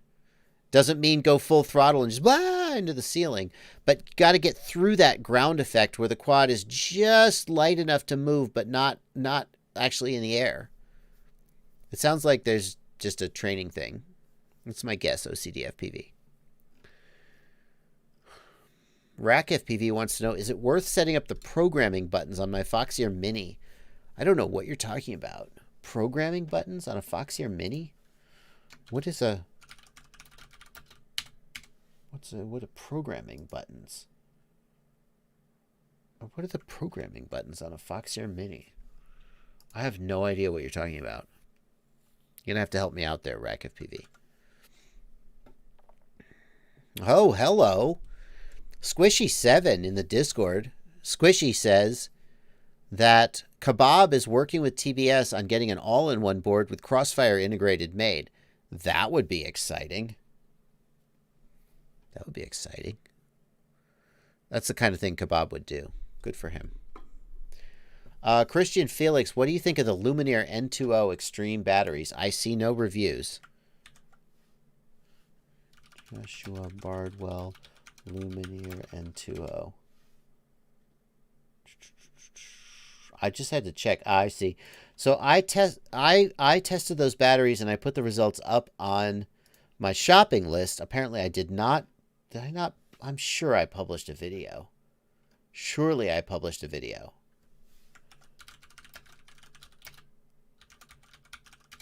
Let's not search for N2O. I must have, surely I published a video. Well, anyway, the Luminaire N2O batteries are freaking amazing. They're expensive, and they're actually a little bigger and heavier, but they make up for it. Their milliamp hour capacity is really underrated. They deliver way more milliamp hours, so you could safely undersize these by a fair amount to get the weight down. And they delivered performance that just, I was astounded at how good the performance is when I tested them. Let's see. This is a 120 amp discharge. See this orange line? 120 amps. It held 120 amps, which was the maximum that my battery test machine could do. It held 120 amps all the way down to 3.5 volts per cell. It delivered 120 amps for the full discharge, which, and I was like, well, I mean, you could see here that it could do more. This is the only battery I've ever tested that could deliver that many amps. Most batteries crap out around 70, 80, 90 amps. It delivered, I couldn't believe it. Like, look at the, is that, no, that's 13. That's not quite 3.5, is it? It's a little lower than 3.5. Okay, I take that back. Still, pretty freaking amazing. Those batteries are amazing. I don't know how they do it. Luminaire N2O are pretty amazing. They're just big and heavy, but just buy a 1350 instead of a 1500, and it'll be just the best performing 1500 you've ever had.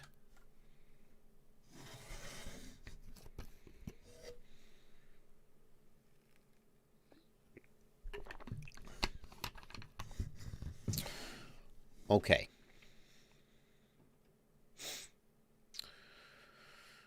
Flacky wants to know, what does the temperature control function do in the DJI Air unit? Flacky, when the Air unit gets hot, it turns down the output power. That's it. Instead of the joystick, MBFPV. All right, I have to take a minute and set up for the giveaway. We will be giving away a $200 iFlight Sedora SL5E. I spontaneously decided to do this giveaway on this live stream. I will be drawing the winner at the end of the live stream. I decided to do this spontaneously, but that means I am not prepared. It means I have to waste your time here on the live stream while I set up the giveaway. But I'm going to give away a $200 quadcopter, and so, you know, hopefully you won't mind too bad. Let's do a new...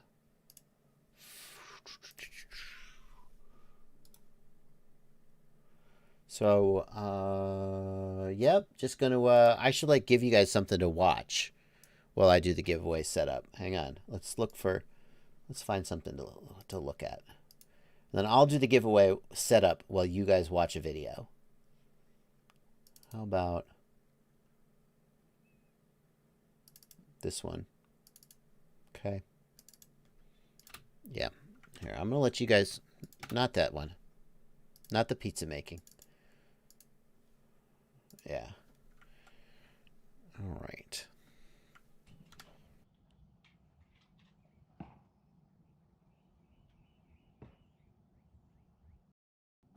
Sit tight. Watch this video. I'll be back in just a minute with the information about the...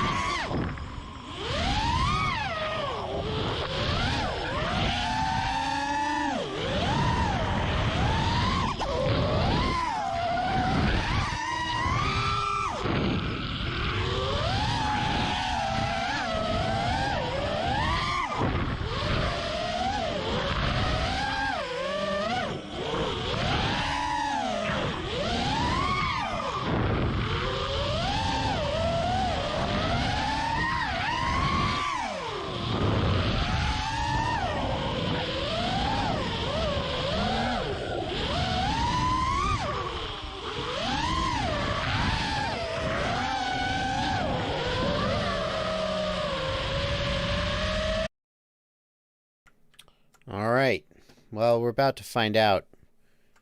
We're about to find out how many bots there actually are. Jeremy Sarge, this was a digital DJI build. This is the Rotorite HD1. This is a Rotorite HD1. Glad you guys, I hope you guys like that. Damn, 3 packs a day really helped. Very impressive. I do agree. Anyway, here's how you can enter the giveaway. Get ready, pay attention. I'm going to post a link to a Google form, and you will go and you will enter the Google form. There are some questions on the Google form. They don't mean anything. Just tick yes, yes, yes, or whatever. That will be your entry, and you can see the bots are not going to go do that. Here is the link to the form. I'm going to post this link several times. Just click through. You do need to be logged in to your Google account because that's how we prevent duplicate entries. So I'm going to post that form. I'm going to keep posting it. I'm going to go on with the live stream. And then in about 15-20 minutes, I'll draw the winner, okay? I'm just going to check the form and make sure that there are some... make sure that I'm seeing entries come in and you guys aren't having any technical problems. Let me see here. Yeah, so people are already responding. Great. All right, let's continue with the live stream. Jack Nimble, thank you for $5 in the super chat. Let's be real. Is 20 by 20 form factor for ESCs currently a viable alternative to 30 by 30? Jack, I share your skepticism, my friend. There's no way that a 20 by 20 ESC will have the durability of a 30 by 30. There's just no way. The FETs are smaller. They have to be more... There's less room for capacitors. They have to be worse. For a micro build, like a 3-inch, 20 by 20 makes sense. There are people out there flying 20 by 20 on 5-inch, and some of them are not blowing them up. But personally, I stick to 30 by 30. I just feel like if Hobbywing makes an amazing 20 millimeter ESC, then their 30 millimeter has to be better. It has to be more durable. Okay. I'm going to keep posting that link. If you've already entered, that's fine. I'll keep posting it so that as people come in, let's see. How many responses? 400 responses so far, not 1,500. Cody Lambert, thanks for $5 Canadian. Flight controllers that have 2 options, one on top, one on bottom for signal 1, 2, 3, 4. The pads need to be configured in Betaflight, or are they both active? They're both active, Cody. What they're doing there is just if you lift a pad, they're giving you an alternative. That's it. Yeah, they're just giving you an alternative. The pads are totally connected. Nathan STL, thanks for $5 in the super chat. You recently recommended the iFlight DC2 on your shopping list. What advantages do you think it has over the GEP-RC Rocket Plus, and will you do a full review? That's a tougher one, Nathan. I would like to review the DC2. The DC2 is... I mean to add the Rocket to the list, first of all. But I haven't tested the Rocket Plus, only the Rocket Lite. I like the Rocket Lite a lot. I want to do a review of the DC2, but I don't have a DC2. I have flown a DC2, but it wasn't mine, and I didn't get to keep it. Based on iFlight's reputation and my experience flying the DC2, then I posted that in the Discord too. There you go, guys. Sorry about that. I put it on the shopping list, but I haven't done a full review yet.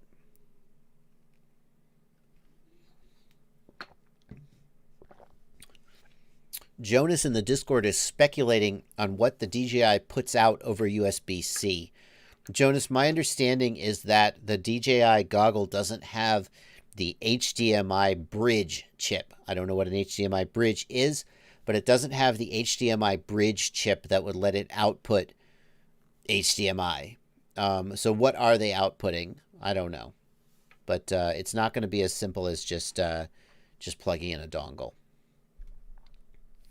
Rafael Sepulveda says his stack is only getting full power with USB. It means a 5-volt regulator on your stack may be fried, or your stack may just, the power wire may be broken. Those are 2 things to check.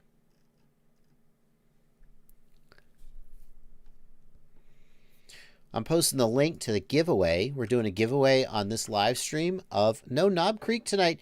David Abramowski. Yeah, this is what's left of my Knob Creek.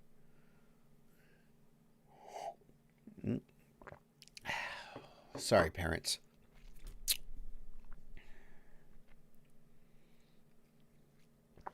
$531 responses so far. Still, everyone who's in the chat hasn't entered. But we definitely don't have like 1,500.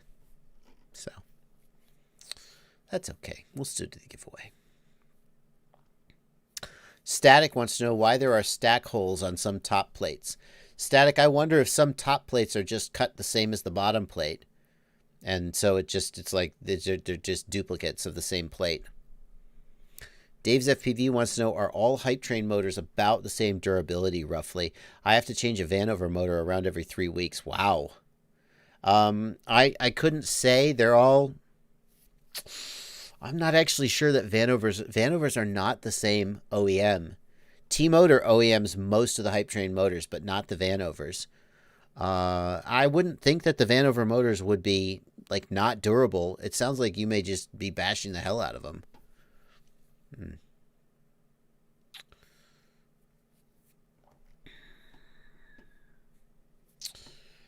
Joe Sa in the Discord says 20 by 24 in 1 ESC normally creates a great deal of noise, which makes common mode filters and caps required more often. Yeah, that's the thing, Joe. You go with a 20mm ESC, and then you have to add additional capacitors and stuff, whereas that stuff is often built into a 30mm. So are you really saving weight? Mad Fisher, I agree. A motor every 3 weeks is nuts. I can't tell whether you're just beating the hell out of your motors or whether those motors are weak. I will say this.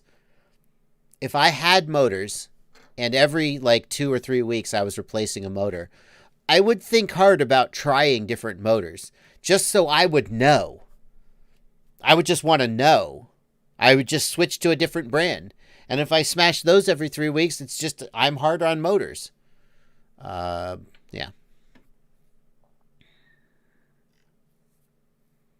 How many times can you enter Dark Sagan? 1 time. You're limited to 1 entry. Yeah.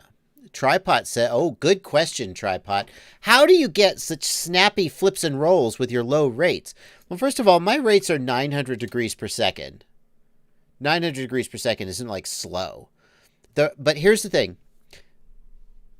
Most pilots who run 1,300 degrees per second or whatever, high rates, they're not going full stick when they flip.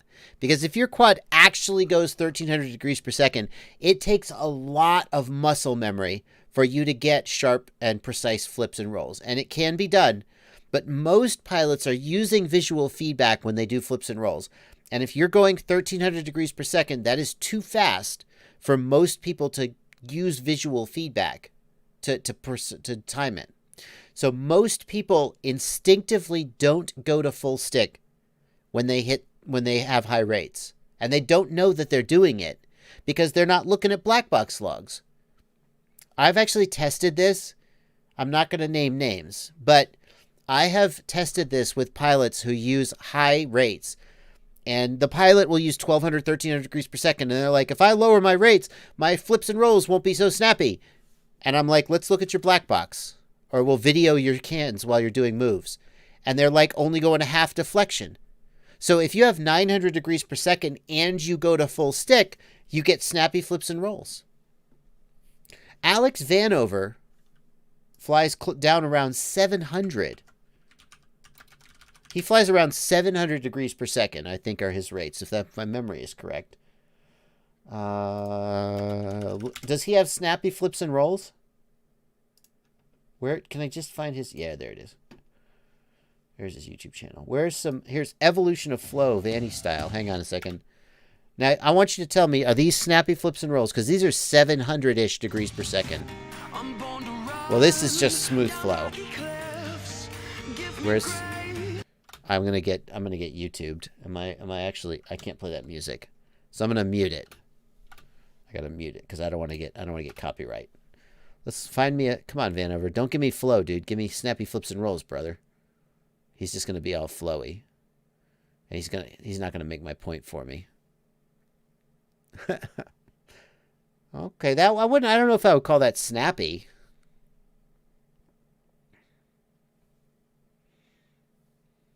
Yeah, my point is, if you don't think that 900 degrees per second can absolutely look snappy. That's my point. Anyway, I love that question. There's such a misconception about rates. Now we're just watching Vanover be awesome. There's such a misconception about rates that you need fast rates for fast moves. And you don't need as fast rates as people think. It's more about your sticks and how you come into the move to create the impression of snap. Because those snappy front flips that I'm doing, I didn't used to be able to do that even when I had the same rates. So, Vanover is amazing. I think we all can agree on that. He's not doing any snappy stuff here, though. Ooh, what? Ah! Oh, man. Okay. It's Blunty wants to know, do you think the method that they use for DJI HD MI through the smart controller is the same as the secret dongle you talked about before? Well, presumably. Presumably they have some way of talking to the controller. Yeah. Bluntly gave up on his question. I'm sorry, dude. Bluntly, don't give up on your question. Just ask me in person. Just message me on Facebook. Ask me the question. If I can't get to you in the live stream, I will get to you personally. Don't worry about it. Anyway. All right, we're coming up. We're going to do the giveaway drawing in just a couple minutes. Still time to enter the giveaway at the form linked in the form being linked in my comment. You can go there and enter. Giving away a Sedora SL5E because earlier in the stream, it seemed like I had like 1,500 viewers. But then they all left. They all left. Yeah, these are, you can see the trend of the real viewers. But I said I'd do a giveaway, and I'm going to do a giveaway. Ray Menendez, if I'm frozen on your screen, then I think it's just you, dude. It looks okay to me.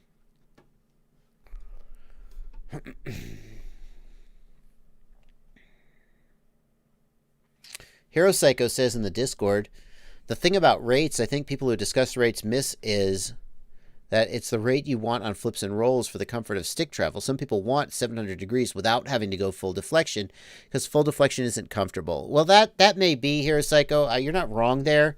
They may be 1,300 degrees per second, but they only want to go 50% stick travel.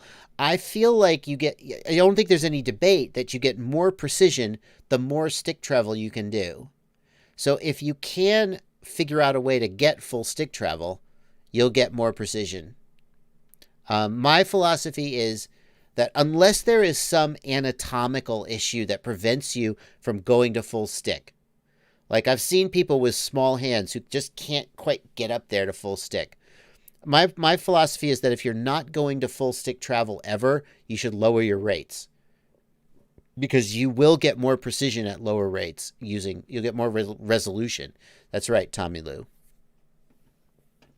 620 responses. We're about to pull the trigger and close it off. So there's still time to enter. Give it just a couple more minutes. There's still time to enter the giveaway. I will draw the winner by selecting an email address. So I will email you. It's going to be a little tricky because I don't want to read your email address on stream and have everybody spam you. So we'll figure it out. License to drive, I use a hybrid pinch. A hybrid pinch. My thumb is on top of the stick, like when I thumbed, but then my index finger is also touching. How do you enter? Cody R, you enter by clicking this link and go to this form and fill out the form. Do you need a video transmitter with the DJI system? Yes, Michael Raymond. The DJI Air unit is the video transmitter. Crash Test FPV is posting pictures of his jumper T16 in the Discord. What question is he trying to answer?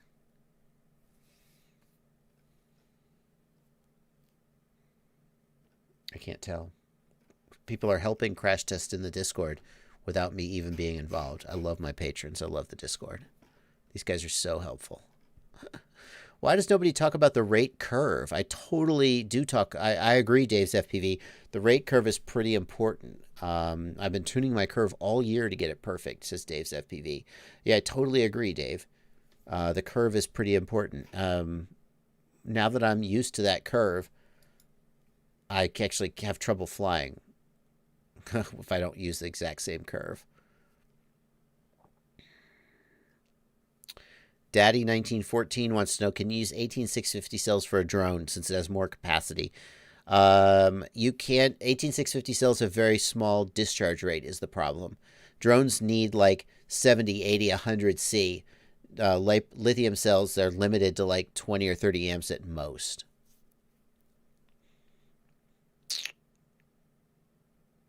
Corey Wilharm wants to know if the Holy Bro Copus Cinewhoop can do altitude hold, and if so, how to set up. Corey, not really. The Holy Bro Copus flight controller does have a barometer on board. In theory, it could do altitude hold, but a barometer alone is going to do terrible altitude hold. If you really want altitude hold, especially indoors, you need a sonar and optical flow sensor. Betaflight actually, iNav can use one. It's okay as long as you have good lighting and are no more than maybe 10 feet from the ground. But for altitude hold outdoors, you want a barometer and GPS. Betaflight is just no good at altitude hold in general, though, Corey. So don't worry about it. All right, guys. I'm about to close off the responses for the giveaway. 672 responses. I'm going to close it off. It is closed now. No more entries being accepted. I have hit the Birdhouse FOG FPV. I have hit the Birdhouse. If you watch my review of the Diatone GT 349, I hit the Birdhouse in the entry to that one. Fortunately, it was a 3-inch quad, so it didn't hurt too much. Okay, I am going now to download responses as a CSV. I'm going to download this as a spreadsheet. I'm going to just pick a random row from the spreadsheet. See how that's going to work? I'm not going to show you the spreadsheet because then you would see everybody's email address, and I think everybody would agree that would be rude. I did that once before I got used to this. So you're just going to have to take my word for it as to who the winner is. But I'm going to pick a random number. How many entries did we get? 673 rows is 672 entries. Random number 1, 2, 672. The number is 456. That doesn't mean anything to you because you can't see the spreadsheet because I'm not going to reveal everybody's email address. It's 456, which means that is the 456th row, but the first row is a header, so that's going to be row 457. The winner is... Okay, now how am I going to reveal the winner's email address without revealing their email address? The winner is Quad Whisperer. That is not the entire email address. Quad Whisperer, I'm going to email you at the end of the stream. You will have an email in your inbox saying, congratulations, you win. I'll do that right now, so you'll get it and you'll know you won. Here, I'm going to send it real quick, and the winner can be like, yay! Here in the chat and cheer. Hang on. Quad Whisperer, you win the live stream giveaway. I hope there are not 2 Quad Whisperers.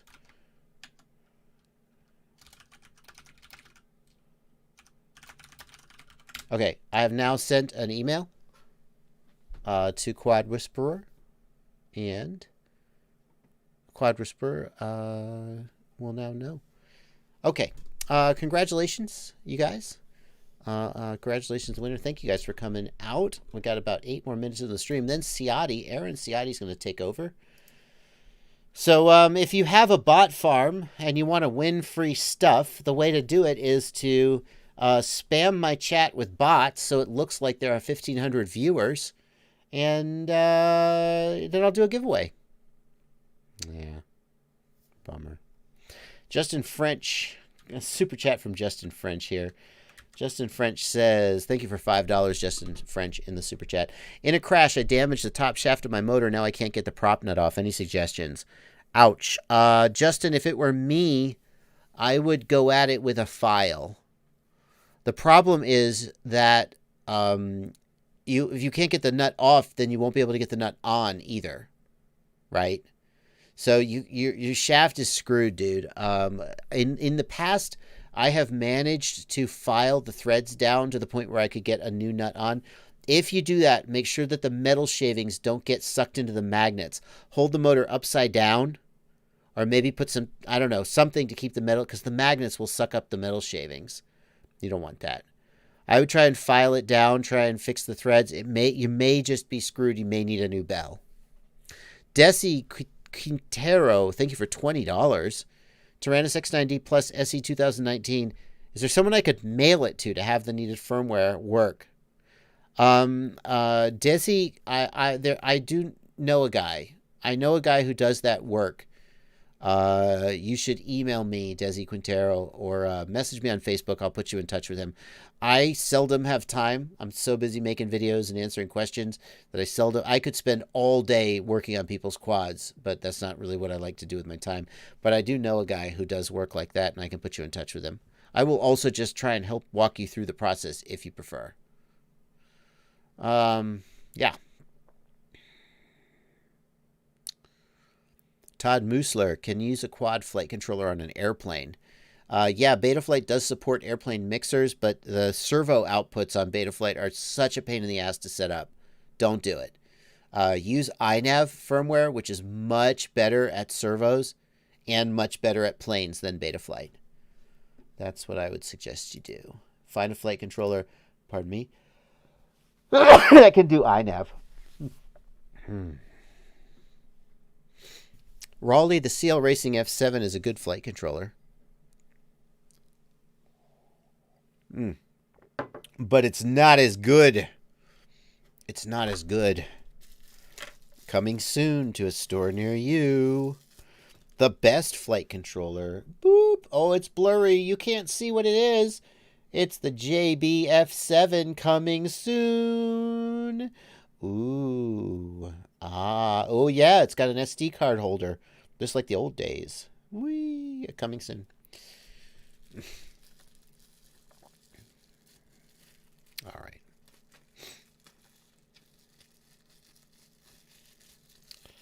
All right. Well, it is 9:55 p.m. We're going to be wrapping up soon. Aaron Ciotti is going to be coming in. He's going to be streaming on his channel. Aaron, go ahead and start posting that link. If you guys can't get enough, of streaming, I'm going to be finishing up in about 4 minutes, and Aaron Ciotti will be streaming on his channel. Pizza time. No more pizza time. I can't show you too much of the pizza time footage, guys, because that's actually been shot for another channel. It's been shot for another thing, and I don't want to spoil it. It's considered really poor form to spoil content that another channel is going to be releasing. So I don't want to spoil pizza time too much. But just for the people who showed up at the end of the stream and missed the beginning, I will do just a tiny... No. Wrong one. All right, here we go. Okay, here we go. Oh, I'm so out of practice.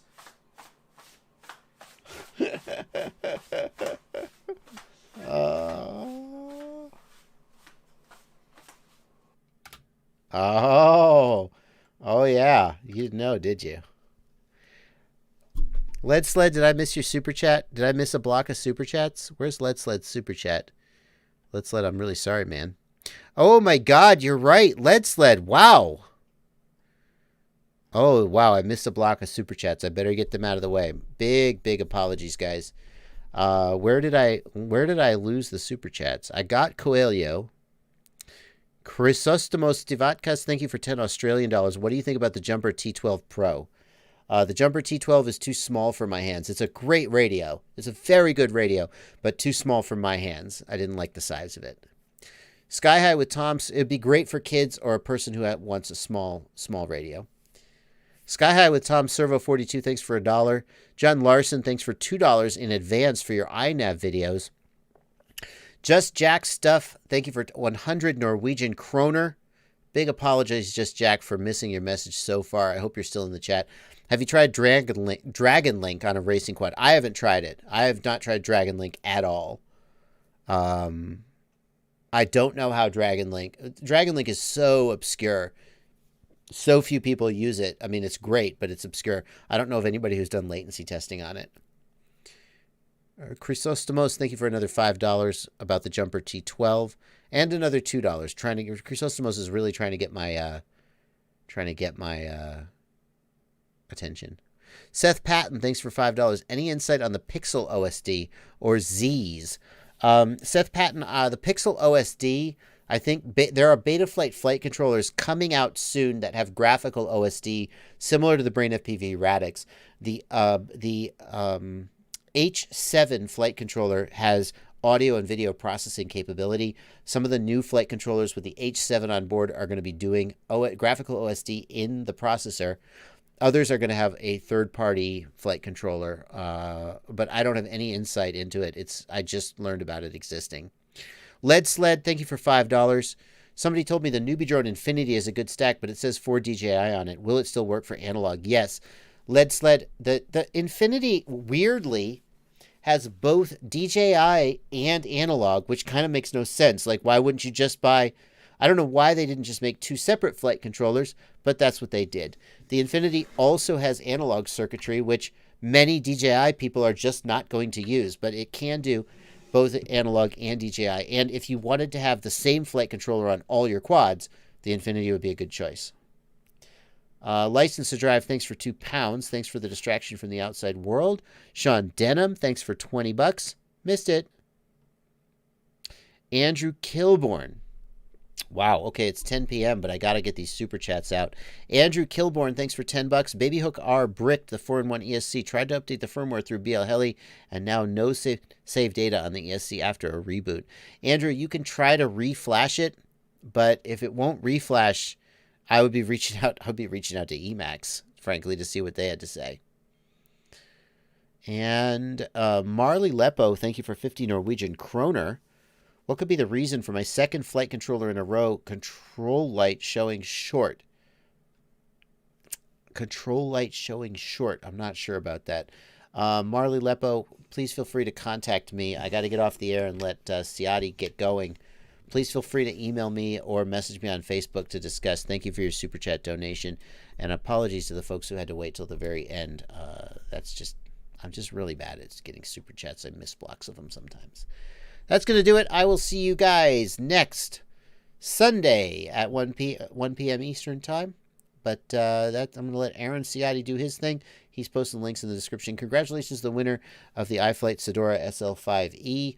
And you still have a chance to win in the giveaway on my channel, where I will be drawing 3 winners. You don't have a chance to enter, but I haven't drawn the winners yet, so you might still win. That's going to do it, guys. I'm out of here. Have a great stream, Ciati.